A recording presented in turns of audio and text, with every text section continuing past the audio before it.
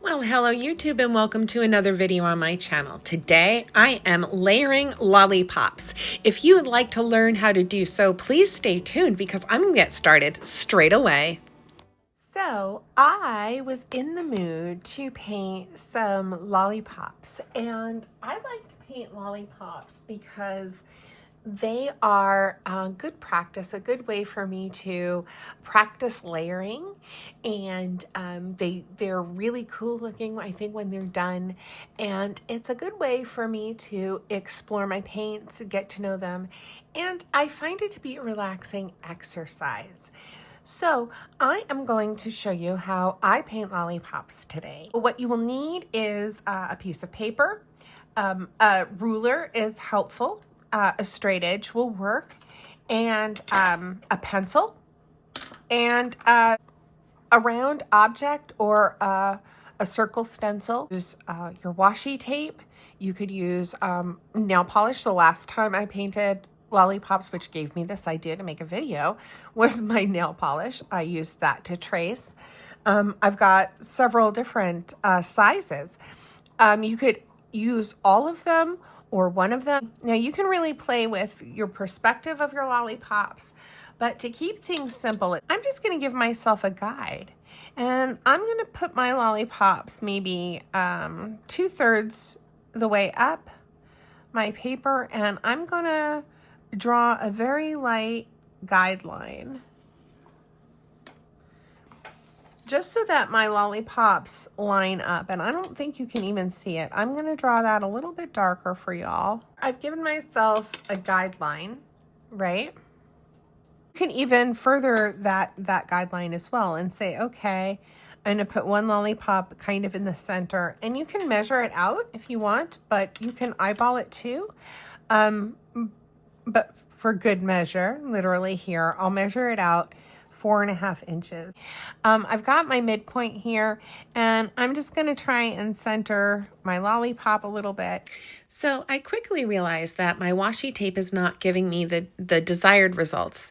It is too round, too big, and I go back to my more organic bottle of nail polish. I really like the shapes that it produces. I feel like, a more organic circle.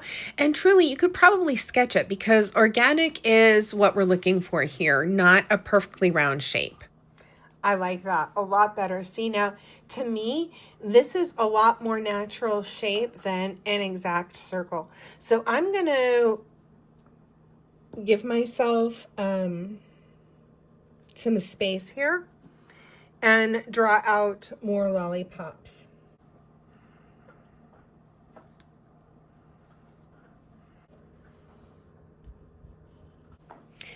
Right, so now what I'm going to do is I'm going to make little marks kind of left of center and right of center of each of my lollipops. And these are going to be the guidelines for me to place my lollipop sticks.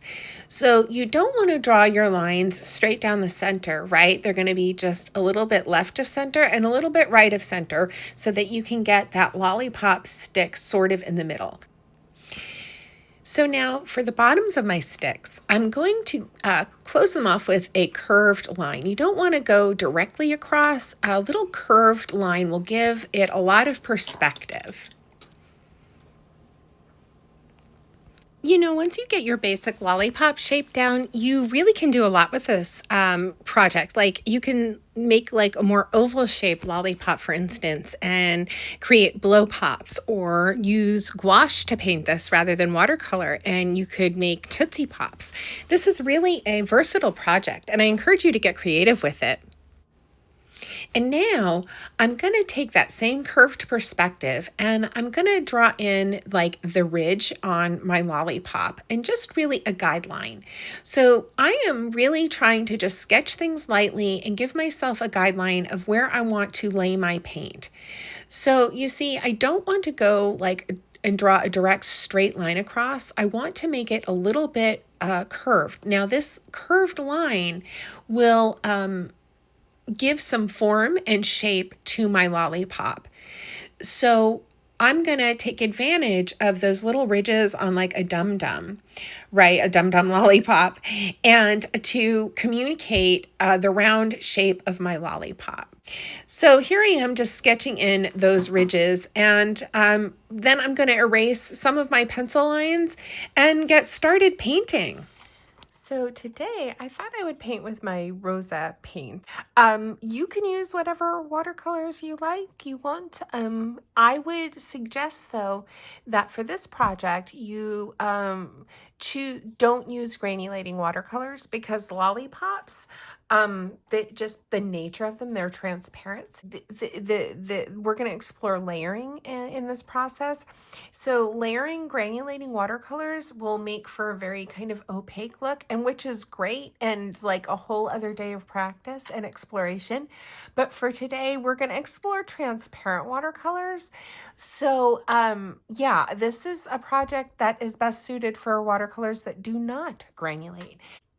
I've chosen Rosa Gallery for this project, and I've chosen my little urban sketch set. It's just a basic mixing set, and I like the colors in it. I wanted to, paint a pink lollipop, a purple one, a green one, and then like that cream soda looking dum-dum. So I think I'll use yellow ochre for that. And of course, the brushes I'm going to use are Famui. This is my new travel brush set from Famui, and today I'm going to use a 6 round to start with.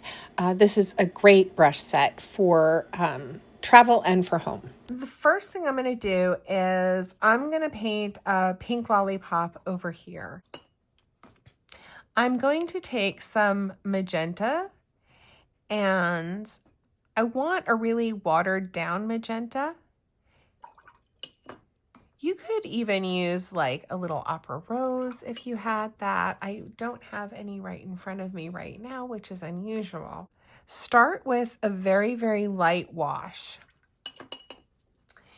And this first lollipop is going to be, we'll do wet into wet. And the lighter, the better. And we're going to do lots of layers here. See how just a little bit of pigment there went a long way. And you can get just a very, very light wash if you want, so that you can see where you're putting your water. That, when I first started watercolor painting, was very helpful. I would tint my water almost so that I could see where I was placing it. And that was really helpful for me. Now, this first wash here, what I've got down here, that's a little bit light. It would totally work for this project. I do want to add just a little bit more color even to this first wash. But really be very conservative with the amount of pigment that you add, because this project we are going to practice layering. So I'm going to leave that actually as my first layer, because with watercolor you think about the highlights first and you use the light of the paper. So you're just using the white of the paper to work your highlights. So keep that in mind, that this first layer will eventually at the end of your painting be your highlights. So you want this first layer to be the lightest highlight that you're going to want in your painting. For my second lollipop, I'm going to wet the lollipop first. And I think I'm going to mix up like, I want like a light green. So, here you can use colors straight from your palette, or you can mix it up. I think I might add just a touch of yellow in there. Yeah. To make that just a little bit more lime green. Oh yeah. There you go. That's the lollipop green I think I'm looking for like a lemon lime lollipop. And again, here, you really want to go very, very light at first. You can always add more, but you'll want to try and keep those highlights. And you know, if you go out of the lines, that's okay. All lollipops are, you know, they're sugar. So they're going to be a little bit, they're not going to be perfectly circular. You know, you want to kind of keep that organic nature. And also, I like that look to artwork. Personally, that's just a preference. So I think for this third one, I'm going to try the cream soda. Cream soda dum-dums are like some of my favorites. So I think that is going to, I think yellow ochre is going to be a good candidate for that. So I'm just going to, again, wet my lollipop.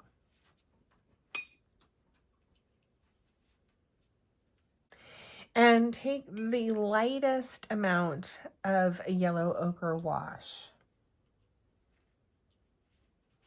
to paint the first layer of my lollipop. Here I want to try like that blue raspberry color of a lollipop, which is like a turquoise. I don't have that turquoise on my palette here. So I'm going to try and mix it up. So I'm not going to wet my lollipop yet. I'm going to mix up my paint first and see if I can't get that color. I will use, this is some cobalt. And I'm going to take a touch of Viridian. Oh, you can't see.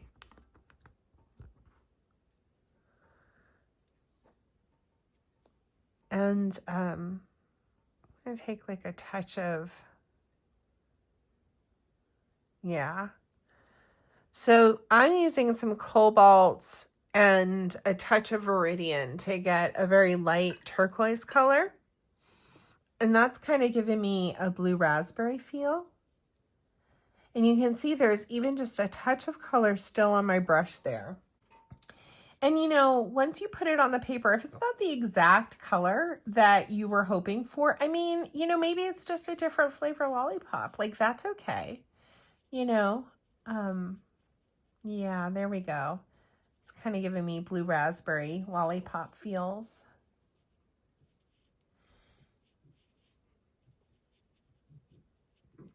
And I'm going to leave it. And then for this last one, I think I want to do a purple. So I, again, want to mix that color up. And I'm going to make myself a little bit of space for a lot of magenta. And I wonder if I can mix that with the cobalt. That's not a very green blue. So I wonder, let's see what kind of purple we'll get. Oh yeah, that'll be pretty. Yes, yes, yes, yes. Okay, I like that. Okay.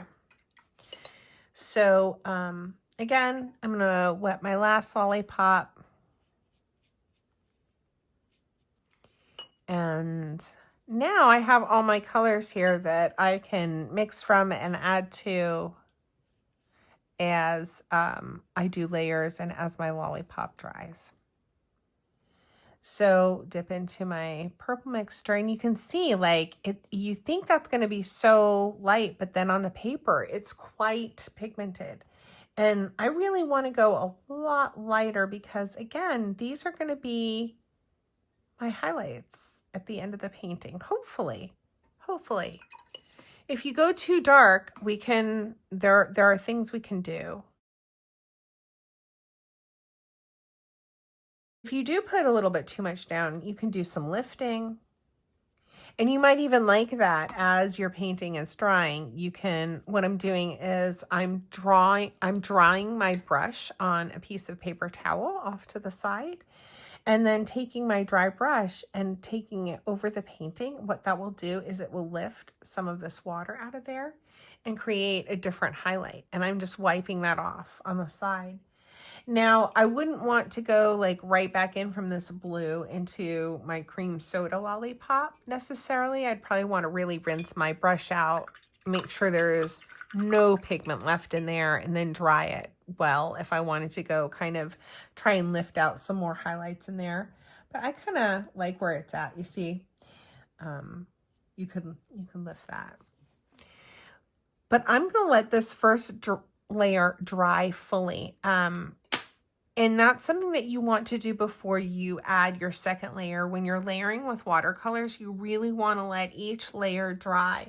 And something that can help in that process is, you know, a little heat tool like this, or a hair dryer if you have. But this could be really handy for a project like this especially. So I'm going to do that, and I really want my paper bone dry before I go in for my next layer.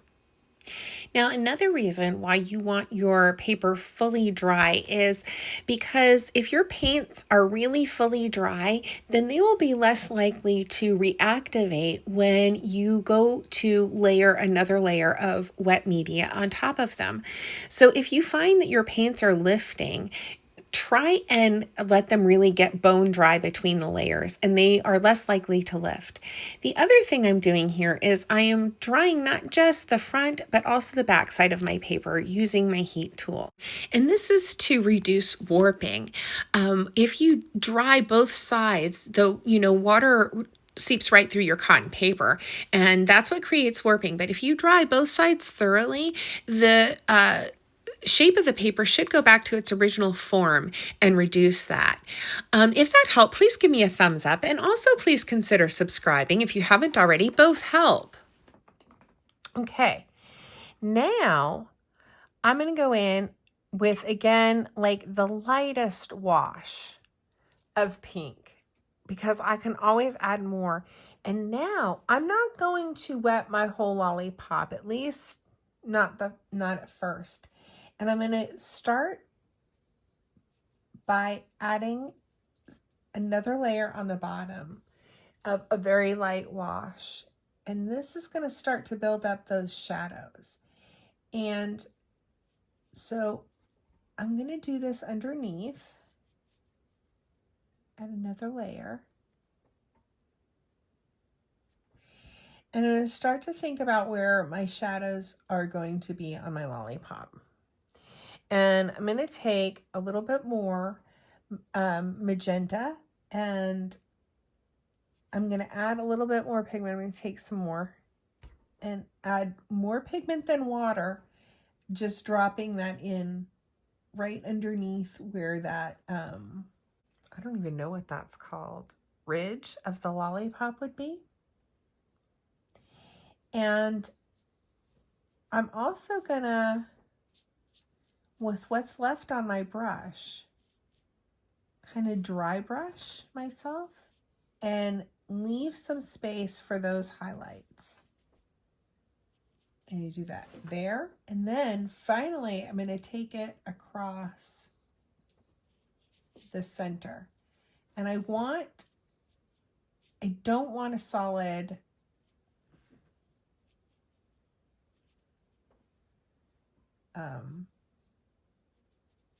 I don't want solid coverage of paint there. I want to leave some highlight if I can. So I've used less water and more pigment on my brush to go in with this second layer. As your paper is starting to dry, you can take just a little bit of pigment and you can go in and drop a little bit more to define this ridge if you'd like. And then the other place I like to add a little bit more is right over here under where the stem meets the lollipop. And, you know, the paper is not as wet at this point. So we can add in some more pigment and some more dimension. I'm just trying to smooth this out and get some variation on my lollipop. I'm going to let that dry, and then I'm going to come back and paint the ridge a little bit more. I don't want to overwork this either, because I'm going to come back and I'm going to clean up those edges on my third layer and work on my other lollipops the same way.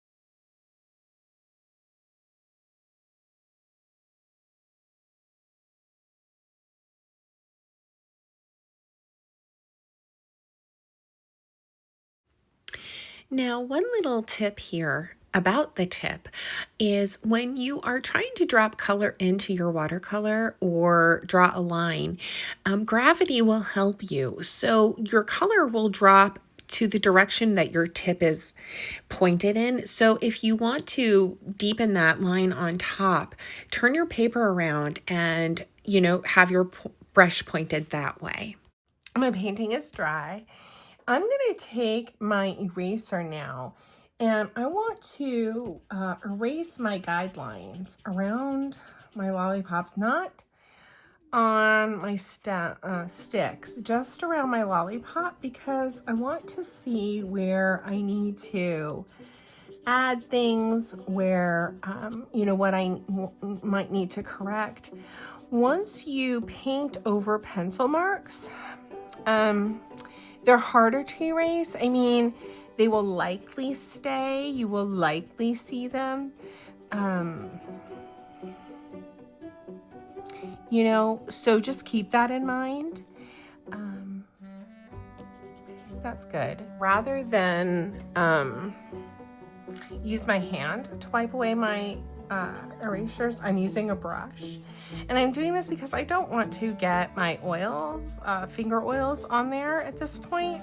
Well, really at any point, it's good practice to do this. Okay.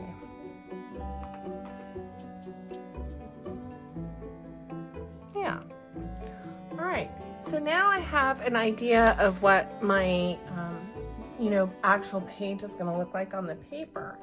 And I can go back in and kind of clean up any edges and things like that, which is what I'm going to do now.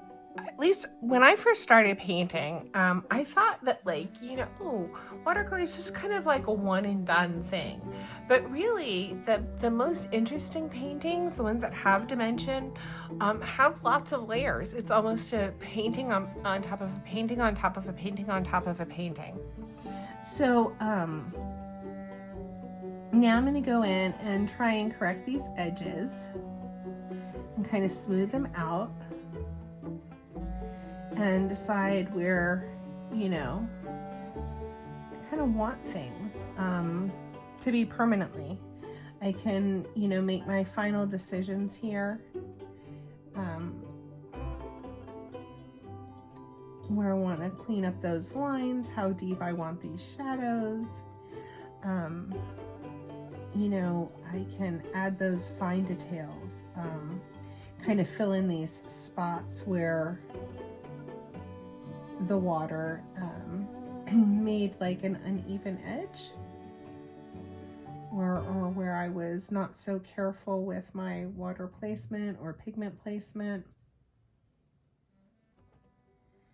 So, and this process can go like as far as you want.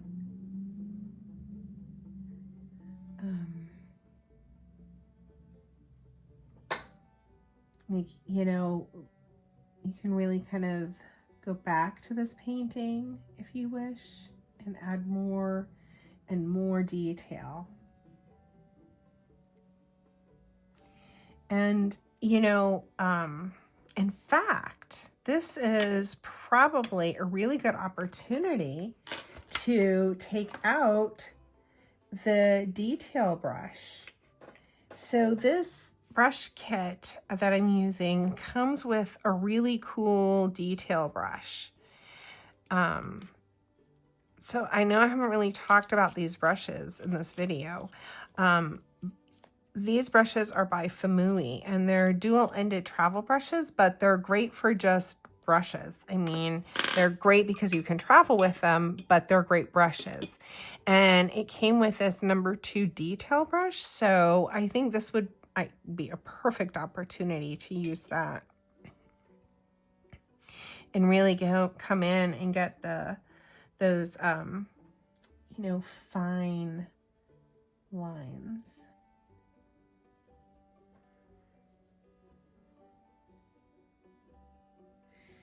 So if you keep your marks kind of horizontal in this kind of slightly rounded shape, it should begin to look lollipop-like. Yeah, if you see, it's a slow process.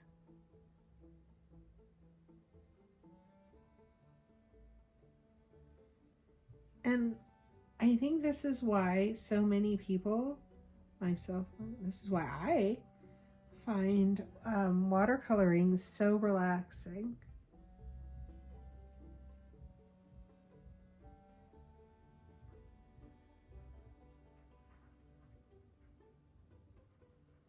And really adding those shadows bit by bit.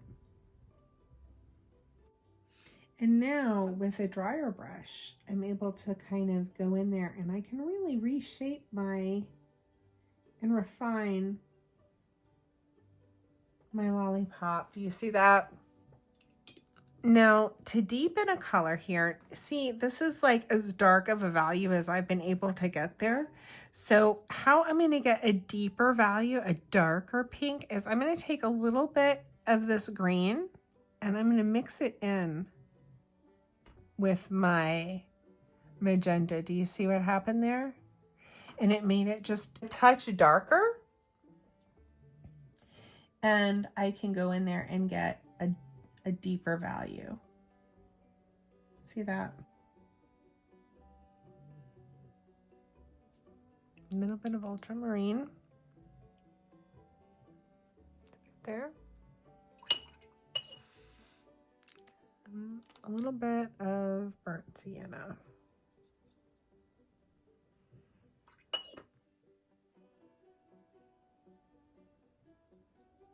It's going to give me a gray.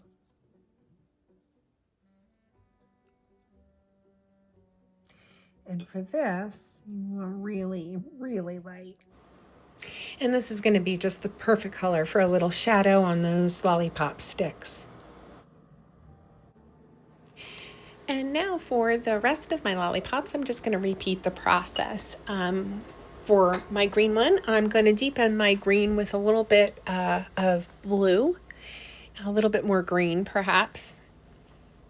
Get some of those darker shadows in there.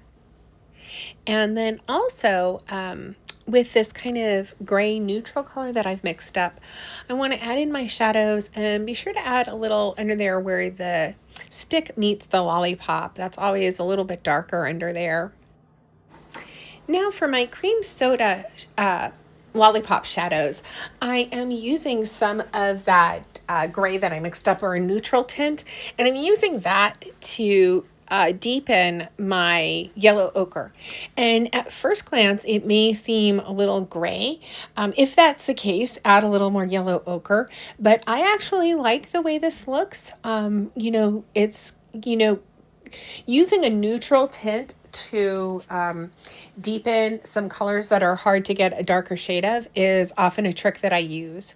So it gives me just a little bit of this kind of neutral brown, and I really like the way it turned out on the cream soda lollipop. I'm going to do the same for the blue and finally for the purple. I'm going to remove this spot on my paper just by re-wetting it and agitating it a little bit with a stiffer brush. and then mopping it up, just absorbing that water and pigment, and it came right up. And I chose to do that rather than put splatters all over my painting. And that's it. That's it for this painting. I did go back in with some gray fine liners to just deepen things up, but that's it. And that really is it for this painting in this tutorial. I had a great time. I hope you did too. Please let me know down below if you did. Give me a thumbs up before you go. Subscribe. And until next time, everybody, thanks for spending some time with me today. Take good care. Bye.